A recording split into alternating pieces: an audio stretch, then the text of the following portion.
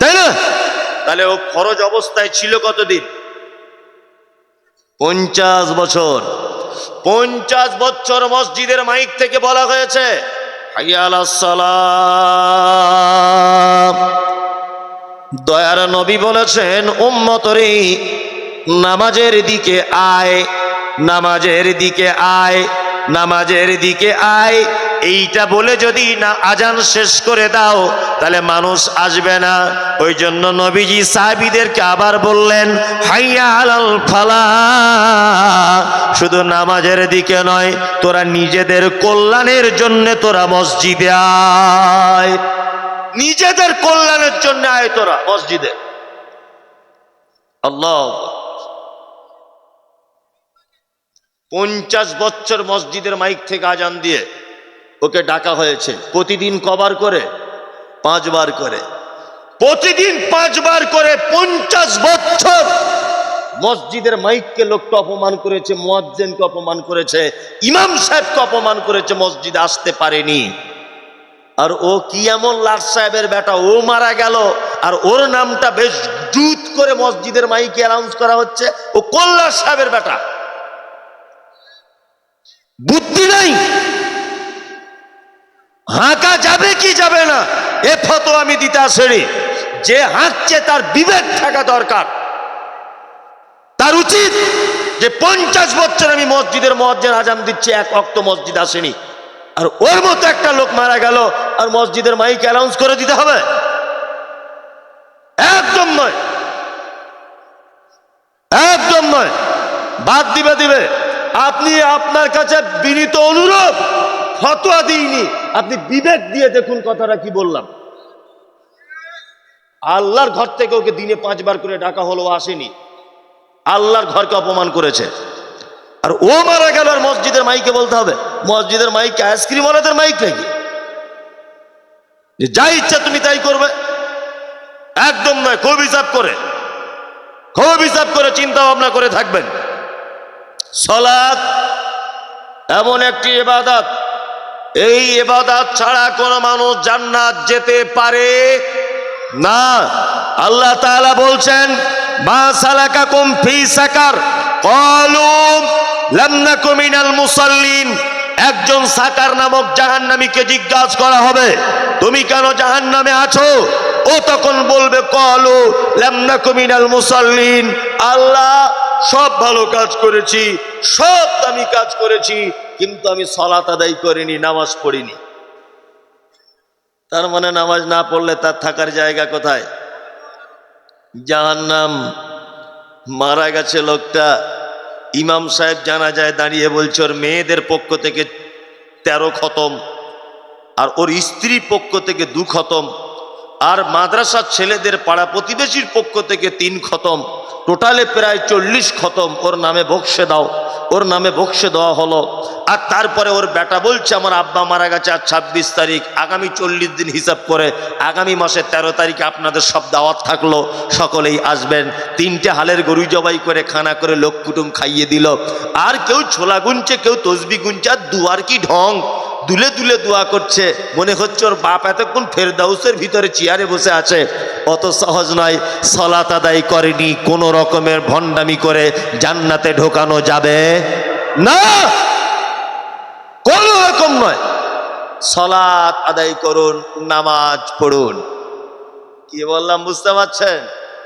আল্লাহু আকবার। মানুষ তো বড় চালাক, চালাক নয়, নিজের বেটাদেরকে দামি স্কুলে পড়ায়, আর বাপ মরে গেলে মাদ্রাসায় গরিবের ছেলে এনে 4 বার করে খতম দেওয়ায়। খতম দিয়ে বলে 200 টাকা দিচ্ছি হুজুর, আর এক খতম বেশি করে দেন, আমার বাপ যাতে জান্নাত যেতে পারে।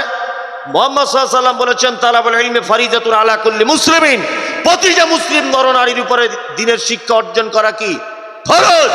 তোমার বেটাকে তুমি কোরআন শেখাওনি, অপরের বেটা মাদ্রাসায় পড়ে ভাড়া করে এনে তোমার বাপের নামে 42টা খতম, তোমার বাপ কোথায় যাবে ভাবছ? জান্নাতে। গোলাম হোসেন, অত সহজে নয়। মানুষ মারা যাবার পর ইজা মাতাল ইনসান ইনকাতা আনহু আমালুহু ইল্লা মিন সালাসাতিন সাদাকাতিন জারিয়াতিন আও ইলমিন ইয়ামতাফাউ বিহি আও ওয়ালাদিন সালিহিন ইয়াদউ লাহু। নবীজি বলেছেন মানুষ মারা যাবার পর তিনটে মাত্র আমল তার কবরে কাজ করে। কটা? তিনটা। এক, সাদকায়ে জারিয়া। সাদকায়ে জারিয়া। আপনাদের এখানে মানুষ মারা গেলে 40-এর দিন করে, 4 দিনের দিন। তুমি 40-এর দিন কত লোক খায়? 200-400 লোক খায়। তোমার বাপ কবরে 4 আনা নেকি পাবে না, 4 আনাও নেকি নেই। তুমি যদি ওই টাকাটা মাদ্রাসায় দান করে দিতে, একটা কল বসিয়ে দিতে, ওই টাকাটা নিয়ে মসজিদ ঢালাই হবে, 5 কুইন্টাল রড যদি কিনে দিতে, অবশ্যই তোমার আব্বা কবরে শুয়ে শুয়ে নেকি পেত। কি বললাম বুঝলেন? আর আপনাকেও বলি, লজ্জা শরমও তো আছে আপনার। ওর বাড়ি লোক মরেছে আর আপনি দাড়ি ডুবিয়ে খেতে যাচ্ছেন তার বাড়ি, আপনারও লজ্জা শরম নাই? হ্যাঁ, মানুষের তো বিবেক বুদ্ধিও থাকে। আর একটা কুকুর বোঝে কি খেতে হয় আর কি খেতে হয় না, একটা কুকুরেও বোঝে। কি বললাম বুঝলেন না? একটা গরু বোঝে কি খেতে হয় আর কি খেতে হয় না। একটা কুকুরকে যদি আপনি 40 দিন আটকে রাখেন, বাচ্চা ছেলের পায়খানা খাবে তবুও ভালো, আপনার ধানের জমিতে গিয়ে কোনোদিন ধান গাছ খাবে না। একটা গরুকে 5 দিন খেতে দিবেন না তবুও ভালো, গোশ আর মাছ দিয়ে ভাত মাখিয়ে দিলে জীবনে খাবে না। খাবে? তার মানে কুকুরও বোঝে কোনটা খেতে হয় কোনটা খেতে হয় না, গরুতে বোঝে কোনটা খেতে হয় কোনটা খেতে হয় না। আর তুমি এত বড় বদমায়েশ আর খারাপ লোক, মরে গেছে তুমি তার বাড়িতে গিয়ে খেয়ে আসছো, তোমারও লজ্জা শরম নাই? ও নয় বোঝে না, ও নয় কানা ফকির, বাপের নামে 40 করে বসে আছে। তুমিও কি কানা ফকির? তুমিও কি বুঝো না? আশ্চর্য ব্যাপার। এই মানুষ মানুষকে বিরিয়ানি করে খাওয়ায়, গোস্ত রান্না করে খাওয়ায় কখন? আমার 4টে মেয়ে, ছেলে নাই। 13-14 বছর পরে আমার স্ত্রী পেটে আল্লাহ একটা ছেলে দিয়েছে, আনন্দ করে বন্ধু বান্ধবদের বিরিয়ানি টিরানি খাওয়ায়। খাওয়ায় না? খাওয়ায়। আর আমার ছেলে চাকরি পেয়েছে নতুন, একটু আনন্দ করে বিরিয়ানি মিষ্টি খাওয়ায়। তার মানে মানুষ আনন্দ হলে খাওয়ায়। তো ওর বাপ মরে গেছে, তার মানে আনন্দ। এরা বুড়োটাই গেছে, ঠিক হয়েছে, তাই না? হ্যাঁ, এবারে দোয়া করবেন তাড়াতাড়ি যেন ওর বউটাও মরে, আবার খাওয়া হবে, বুঝলেন না? আবার ওর বউ মারা গেলে দোয়া করবেন ওর বড় ছেলেটা যেন আবার মরে। কি বললাম বুঝলেন? যাবেন, খাবেন, দোয়া করে দিবেন এইরকম, আল্লাহ ওর বউটা তাড়াতাড়ি মরুক, আবার খানা কর। কি বললাম বুঝলেন না? এইসব কবে বুঝবেন আপনারা? কবে বুঝবেন? ওই টাকাটা আপনারা মসজিদে দান করুন। কি বললাম বুঝলেন? মাদ্রাসায় দান করুন, সাদকায়ে জারিয়া করুন। কি বললাম বুঝলেন? তাহলে আপনার আব্বা কবরে শুয়ে নাকি পাবে। নাম্বার 2, আপনার আব্বা এমন কিছু ইলম শিক্ষা দিয়ে গিয়েছিল, তার সিলসিলা জারি আছে। আলহামদুলিল্লাহ, আপনারা সোশ্যাল মিডিয়া দেখেন যে আমাদের একটা প্রতিষ্ঠান আছে, আবার 2টো প্রতিষ্ঠান আছে, একটা মেয়েদের একটা ছেলেদের। সোশ্যাল মিডিয়াতে আপনারা সবাই দেখেন না আমাদের মাদ্রাসাগুলি, দেখেন। তা কি বলবো আপনাকে, আর এসব আমি কিছু মনে বা ভেবে নিয়ে বলছি না। আমার জীবনে খুব ইচ্ছা ছিল, খুব, যে আল্লাহ আমি যেন একটা সাদকায়ে জারিয়া এমন করতে পারি যে আমি কবরে শুয়ে শুয়ে যেন, যতই পাপ করি পৃথিবীতে, কবরে শুয়ে শুয়ে যেন আমি নেকি কিছু এক্সট্রা অর্জন করতে পারি। আব্বাকে বললাম, আব্বা আমি তো, তুমি বেঁচে আছো, আমি তো সম্পত্তি এখন পাবো না, তুমি মারা গেলে আবার বোনেরাও সব পাবে। আব্বা তুমি যদি একটু জমি দিতে, তাহলে একটা আমি মাদ্রাসার ব্যবস্থা করতাম।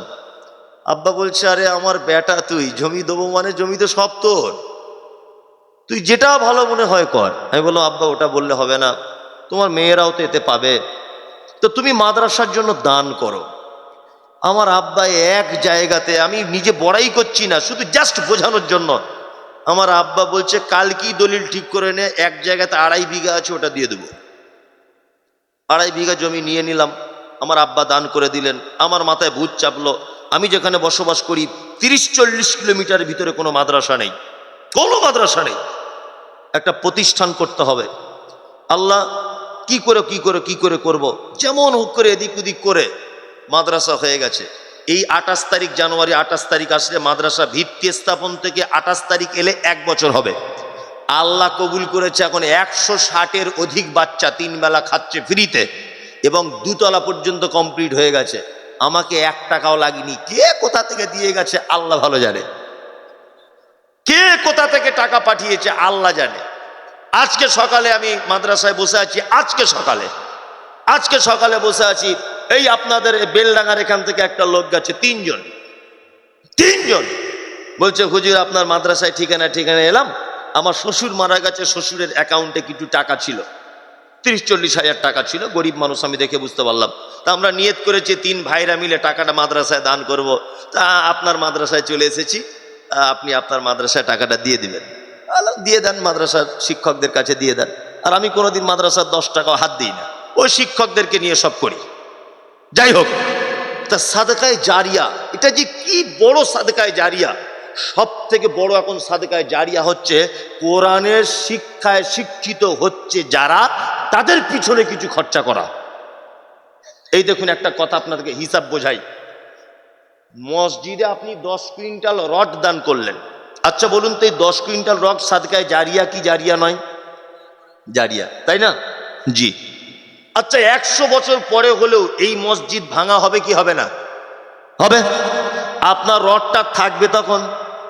থাকবে না। তাহলে হুজুর আমার তো জারিয়া তো আর তাহলে থাকলো না, 100 বছর পরে লদ দামের রড বিক্রি হয়ে গেল, তাহলে আমি কি আর নেকি পাবো না? ওই জন্য বলছি সব থেকে উত্তম সাদকায়ে জারিয়া কোরআনের শিক্ষা যেখানে হয় ওখানে বেশি করে সহযোগিতা করুন। আমার ওখানে আলহামদুলিল্লাহ 12 পড়া 13 পড়া 14 পড়া চলছে, প্রায় 50 জন ছাত্র। দোয়া করবেন আগামী বছর রমজানে, এই রমজানের পরের রমজানে মিনিমাম 10 থেকে 20 জনকে কোরআনের হাফেজ করবো ইনশাআল্লাহ। দোয়া করবেন আপনারা। এখন আমি যাদেরকে